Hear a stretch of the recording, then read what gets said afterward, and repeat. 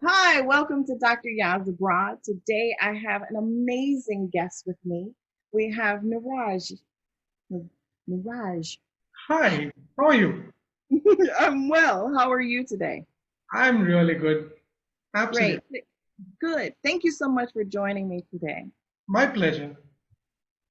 Now, to help some of my viewers understand a little bit more about who I'm talking to today, can you give me a brief introduction of who you are? Sure. My name is Niraj Deobhankar. I know for most of the people, my last name is a bit difficult to pronounce. Don't bother, call me Niraj. Okay. So I am a mechanical engineer by training, and after that, I worked in research field in Bhabha Atomic Research Center. But engineering, although I am interested in engineering, I always liked languages, and specifically when it comes to English or my mother tongue, even Marathi. So I have been into these things, and that was always my calling. 6 years ago, I took a leap of faith, and I just joined into this particular field. I started teaching at one point of time business English. I started with business English. Currently, what I teach is IELTS, and especially within IELTS, I take care of speaking and writing sections over there. Good. So, teaching English as a foreign language, um, I started off in just regular education and moving my way into foreign languages. Mhm, And mhm. I started hearing all of these different acronyms and just letters and got so confused. And when I tried to explain it to other people, they're like, huh? So, can you tell me what is IELTS? So IELTS stands for International English Language Testing Systems. This is a test conducted by Cambridge University in collaboration with British Council and IDP Australia.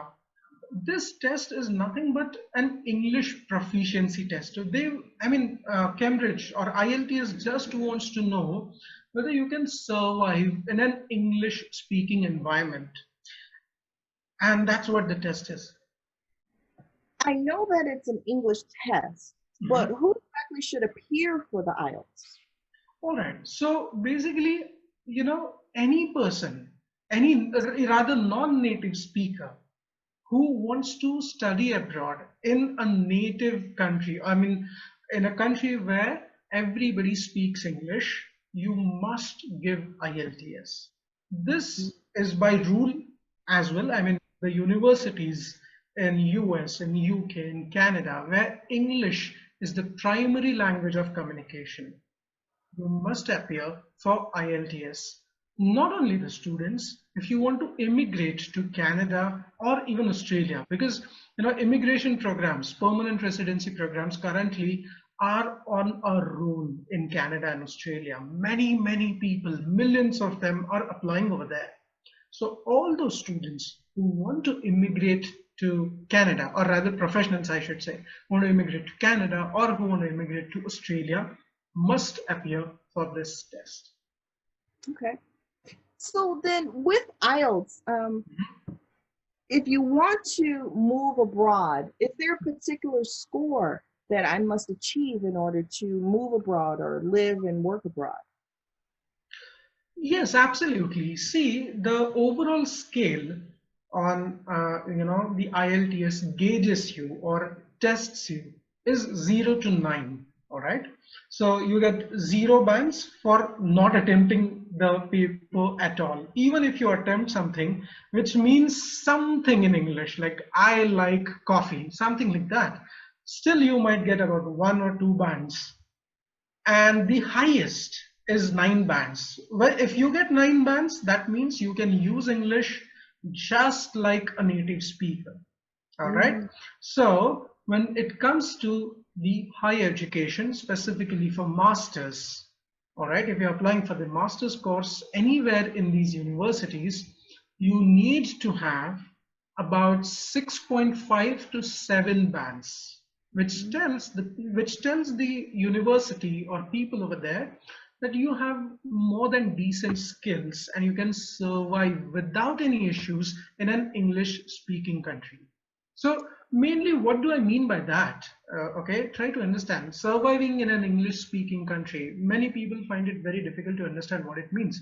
So it means, can you use four language skills: listening, reading, writing, and speaking in a way that you can respond back to a person. Suppose you listen to a lecture in your classroom. Do you Mm. understand what the professor is saying? Uh, can you take an action, okay, on what is the instruction by your professor? If the professor says that you need to submit this assignment by this time, you should know that, and you should understand that, and you should be able to take an action. Similarly, when you want to ask doubts in the classroom, can you speak up?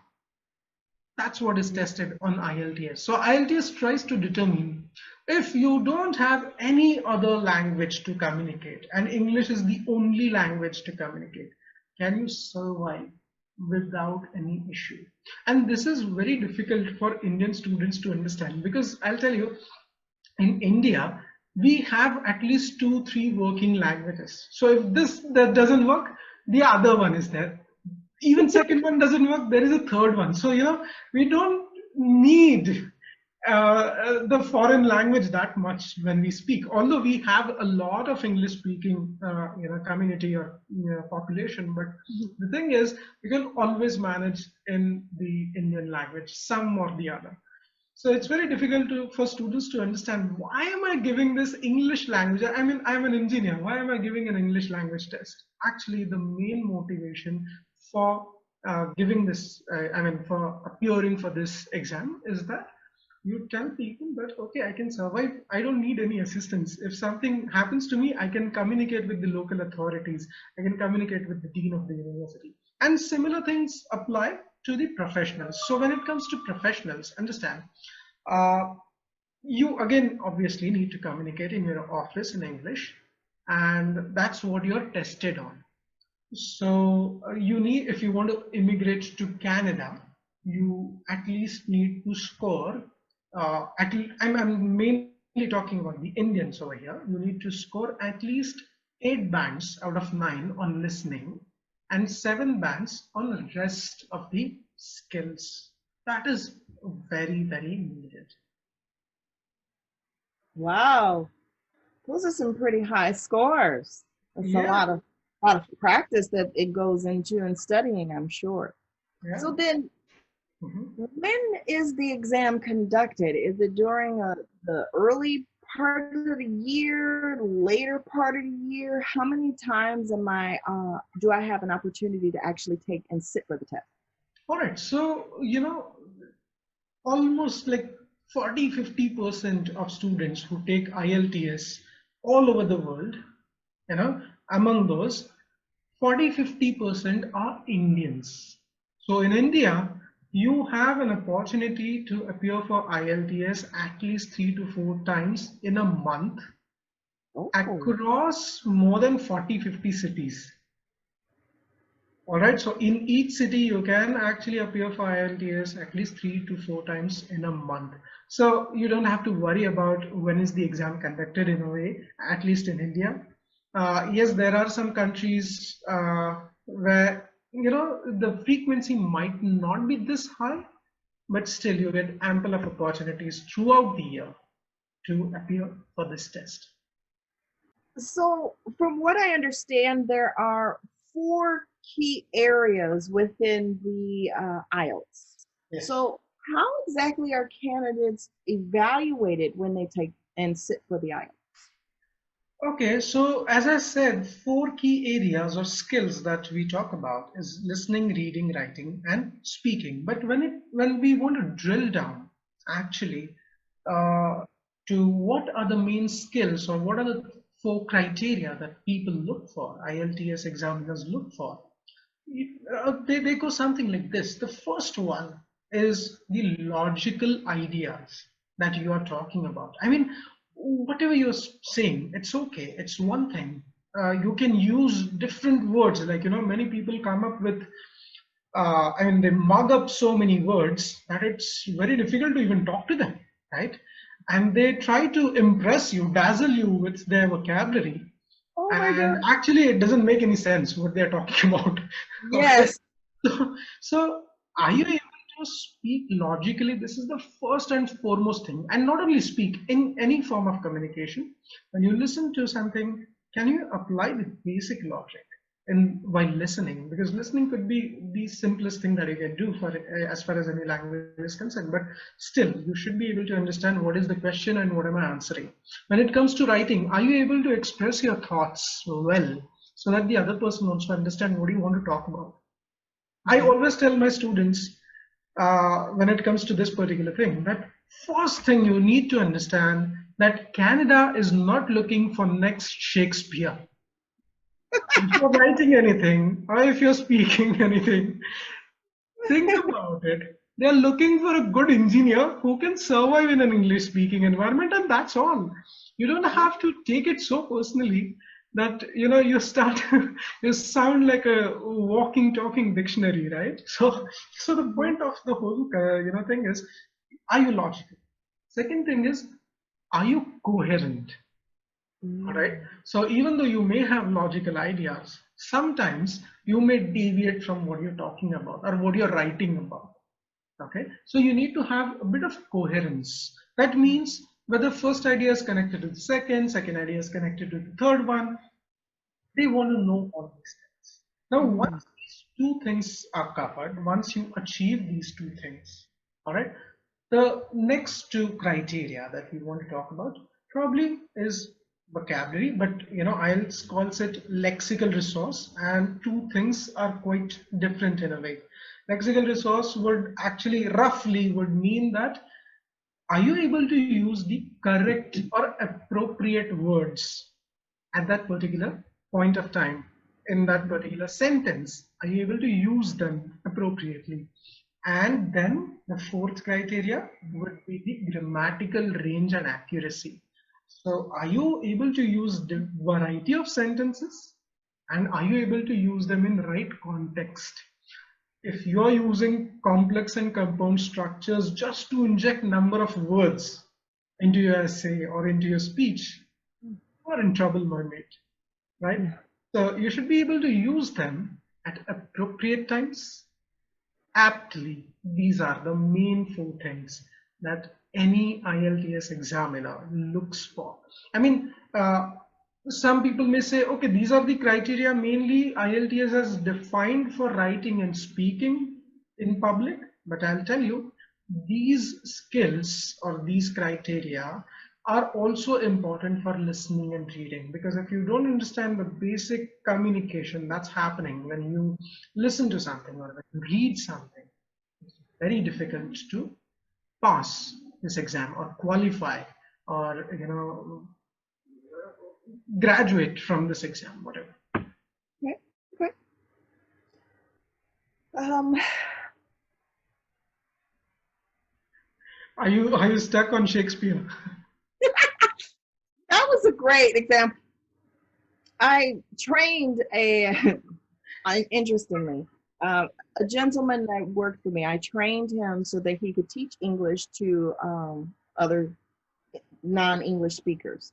Right. And his native language was not English, but he was very, very articulate, very clear at his pronunciation. It was amazing. Mm-hmm. But his vocabulary, Mm-hmm. I actually had to tell him, I have a doctorate degree and I don't understand you because he used every superlative that he could possibly use. And the language that he said was not applicable to whatever conversation was going on. And so during my training, it was so difficult because my other trainees were starting to look at him and feel uncomfortable because he felt he had to overcompensate because he was not a native speaker. And I had to have a one-on-one and explain to him, it's okay. You don't have to use that language. You just calm down just a little bit. I respect the language that you use. I appreciate it. I'm learning even. but some of this language isn't applicable to the conversation that we're having. And when I heard you say that, it just took me back to that particular individual. And And many people sound like just like that, he even uses that language in his online in his social media posts. absolutely, absolutely. It looks like, you're talking to a thesaurus, not a person. You know, Yes, yes, it's very dehumanized. Come on, we're people. Talk to me. So exactly. I So, I understood that one totally. and the other problem that happens is YouTube is full of tutorials asking students to use vocabulary, like bombard your essays and your speech with vocabulary. And the first thing that I have to do when a student comes to me is to ensure that this person unlearns this. So learning starts with unlearning what you have learned. Hmm. Unreliable resources. I mean, YouTube is full of people who have digital cameras, who have never had any life experience of teaching, Hmm. and they just go on speaking anything. I I understand. I understand. That's the thing. So a student may study in classes and take tutoring classes so to make sure that they understand the language. But what can one do to prepare for IELTS at home? All right. So this is the most important thing that you need to do when you are cracking any exam, which is completely dependent on skills. See, Mm. I always tell students it's not a linear curve, learning curve when we talk about that. It's a skill. Mm. Just because you watched YouTube video about swimming, I mean, you watch Michael Phelps in YouTube video and you study everything on YouTube, does that mean you can swim like Michael Phelps? Not in this lifetime, probably, right?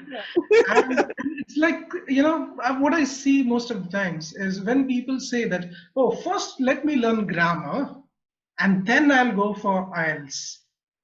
You're kidding yourself, okay? So understand, this is one of the major things that I want to talk about is, you know, if you're preparing at home, fine. If you're asking a mentor to mentor you on this particular thing or a teacher to teach you on IELTS skills, fine. But the most important thing that you should do at home is once you try something, okay, first of all, get into the water. That means try and write an essay. Get an opportunity to speak with someone. Try write a report or a letter, whatever the task is in IELTS. But most importantly, review it. Unless and until you review what mistakes you have committed, you don't know how to go to the next step. All right. So it's really essential that you are able to review your mistakes, Mm. work on them, and go ahead. You might feel again that you are in back in kindergarten. That's fine. Like you do it once and then you commit any mistake, teacher says do it 5 times. It's okay, doesn't matter. But the process of correcting yourself is the most important thing. And I would always ask anybody who is preparing for IELTS to review your mistakes.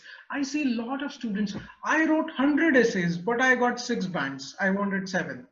I mean, if you're committing same errors, how do you expect for a changed output?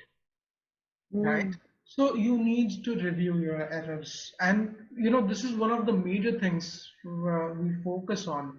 We make students like people with 10 years corporate experience, make them review their mistakes and make them write the same thing or speak the same thing 3 times, 4 times, 5 times. They get fed up. But still we make them do that, and that's what gives them the actual results. That's when they realize, oh, I should have connected the first paragraph and the second paragraph like this. And Hmm. that not only helps them in IELTS, but that helps them in their corporate world as well, because then they can understand what others want to say and they can even express themselves in much better fashion. Okay. Okay. So I hear you talking about reviewing when you're at home. So hearing you say reviewing makes me think of what are common mistakes that anyone should avoid when they want to crack IELTS? All right. So when it comes to common mistakes, there are, many, but one of the major things that I want to talk about, the common mistakes, is stop watching YouTube videos and at least ask for the credential of that person. There are good people on YouTube as well. I'm not saying that there are not, but at least check a background. And this is first thing that I want you to do, or anybody who is studying or prepping for IELTS, they must do that. Okay, so one of the major common mistakes is following unauthorized teachers who have no idea what IELTS is. The second thing that I want you to look after is that when you're preparing, most of the students focus on just practice tests. They just download hundreds of practice tests from internet and they just go on solving them. Please Mm, don't do that. This is where I would like to quote Bruce Lee. He said, "I don't fear a man who knows thousand punches," something like that. I'm not able to exactly quote him, but something to that effect. I don't fear a man who knows thousand punches. I fear a man who has practiced one punch thousand times.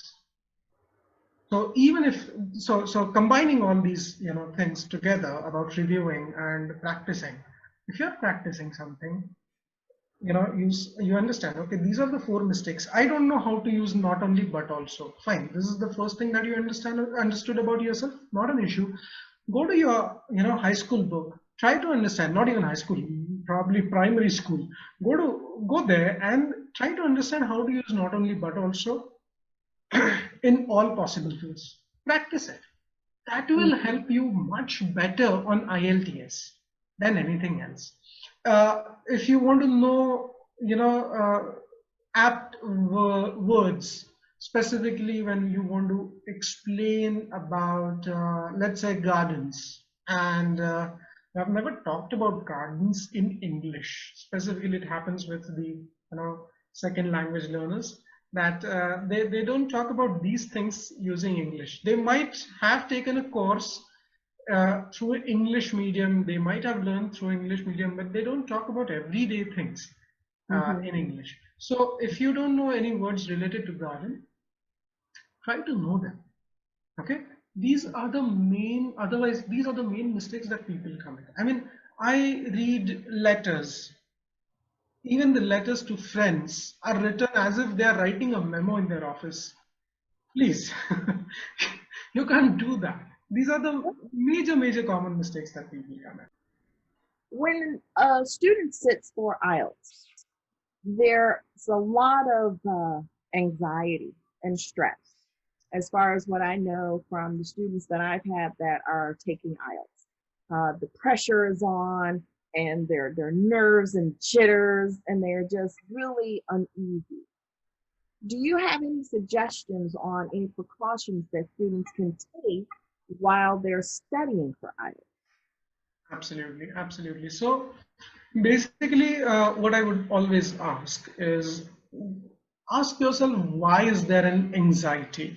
This is the first thing. Because unless and until you realize, where it stems from, it's very difficult to remove the anxiety. Once you realize that, okay, it is because I'm not sure what will be my outcome, Mm-hmm. or because I should get 9 bands for sure because my English is really good. If you think like that, you are going to get cold feet. Okay? If you talk about, let's say, football, you don't enter the field like soccer in US, right? If you talk about football, or soccer, you don't enter the field saying I will score 5 goals. Is that right? You enter the field thinking that I'm going to play at the best of my abilities. What has happened has happened. So when you're preparing, I probably talked about it. Unless you review, you don't improve. So that does apply to, sensitizing yourself to anxiety, but when it comes to probably 1 week before the exam or 1 day before the exam, always try to be the best of you that you can be. Don't worry about the end goal, right? So probably when okay, so probably I'll give an example from India, right? So when Sachin Tendulkar, the best cricket batsman, or the best batsman cricket has ever seen, obviously after Don Bradman, uh, he when he enters the field, he never worries about anything else. He just worries about the ball to be hit. He doesn't worry about who's the bowler. He doesn't worry about how's the ground, his past records, or anything else. He's just there to hit the ball. So believe in yourself, believe in your practice, and hit the ball. In the sense, when you are listening, when you are in listening test, focus on listening only. Don't do anything else. Don't think about I have got three wrong over here. That means my brand score will go down to this. So I should not get anything wrong after this. You're gone. You are thinking about past. So my suggestion to everyone is think about hitting that one ball. You can hit one ball at a time. You can give one pass at a time if you're thinking about soccer or football. You can't do everything at the same time. You cannot hit 100 ball at the same time. You Mm-hmm. have to hit one thing. You have to concentrate on one question at your hand.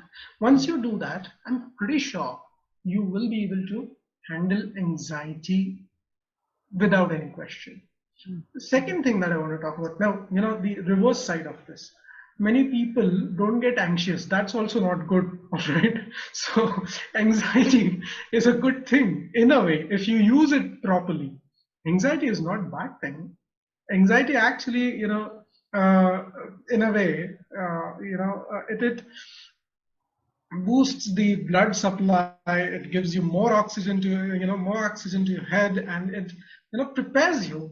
So anxiety is not bad, but No, you should no. focus on the thing, on the task you're doing, one question at a time. I think Mm, that's something people should do. hmm hmm I like that. One question at a time. That's amazing. So I know that you have some rather impressive scores Yeah, a for bit. your own personal IELTS. If you don't mind, I just want you to do a little toot toot toot tooting your own horn so that you can let us know a little bit more about your personal scores. Can you tell me what you got on your IELTS when you took it? Your English, by the way, is amazing. So that's why I really want to know what are your scores and how can someone get the scores that you got? So very frankly, I had appeared for IELTS almost 3 years ago. So my scores are expired. In fact, after the lockdown is lifted in, where I live in Pune, India, I am planning to give my IELTS again. But the last time I appeared for IELTS, I scored 9 out of 9 on listening and reading, and I scored 8 and about again 8 on writing and speaking. So, yeah, that's those are my scores individually.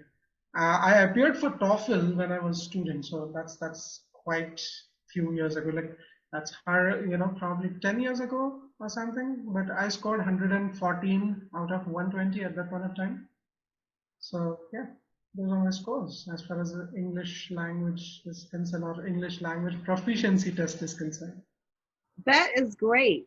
As a native speaker, sometimes I wonder if I'll even pass some of these exams. So I think those scores are extremely impressive, and you should be really proud of the fact that you got those scores. So if someone wants to try to get scores similar to yours, or at least get on the track to study and getting that, how can they reach you so they can get some of this wisdom that you have? Absolutely. So you can always reach me, on my email ID. It's Neeraj at the rate IELTS to the point.com. I spell Niraj as Niraj @IELTS to the point.com. You can always reach me on my email ID. One. Second, you can visit IELTS to the point.com. In fact, we conduct, in some of the months, we conduct free classes for people who want to study IELTS. So these are completely free classes. You can actually join them, and we don't hide anything in those classes just because they are free. You can come over there, you can study with us. That's not an issue. But we do have IELTS to the point.com, which is the most efficient way of learning IELTS. See, I say efficient because we have named it IELTS to the point, right? We don't want you to feel that IELTS is all about vocabulary or all about grammar. You need to understand that it is English proficiency test. Treat it the way it is.